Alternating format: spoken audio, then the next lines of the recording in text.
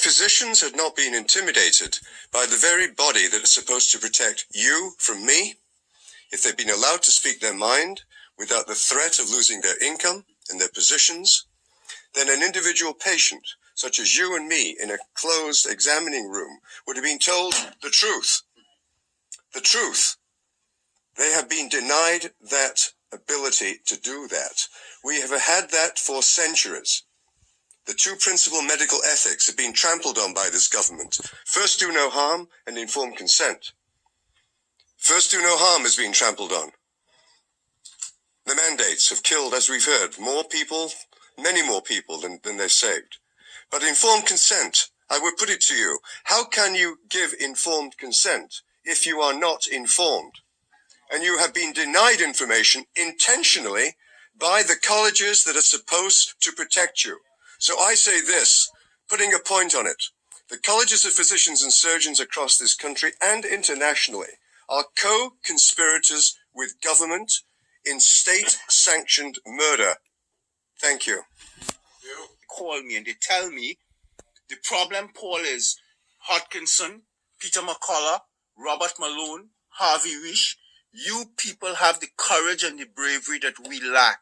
But we want to speak, but we cannot. As Hodkinson said, they would lose their academic appointment, as is happening in Canada.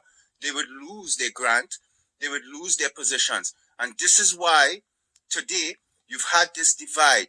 The divide is not that the truckers didn't have an accurate common sense in stating that these mandates must fall.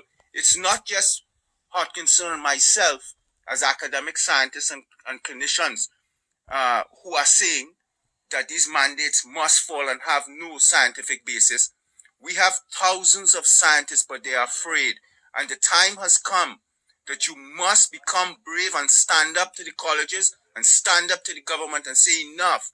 Natural immunity is far superior than vaccinal immunity. You should have said that in the beginning.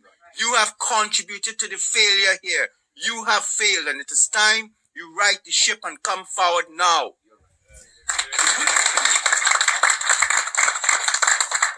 We've got an online question, and then we'll go over here next. Yeah, we got Ann Vandersdeel. Go ahead, Ann.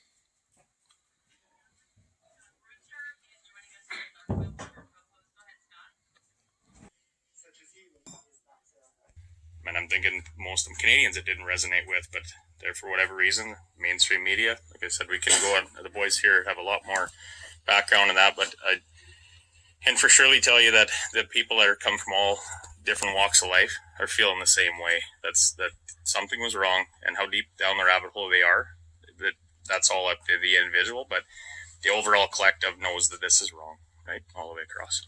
Yeah, if the numbers are saying 53%, that's kind of what the government's saying. What's that mean in COVID terms? 80% solidarity? I don't know, right? Thank you. Be a leader.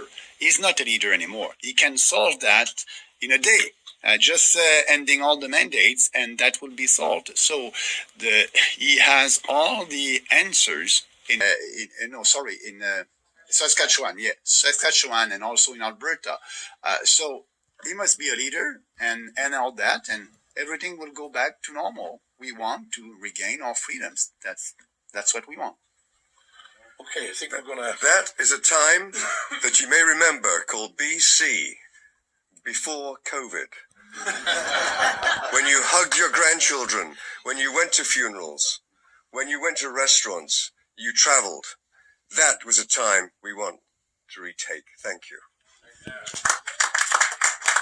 Listen, we're going to call it a day. I think there's one headline that should be obvious to everybody in the media when you go to print or go to do your media tonight. Solidarity is the headline with truckers in Canada. Thank you very much. I hope you enjoy the evening, and make sure you come out for some pancakes. Be back on Friday. Be back on Friday. See you.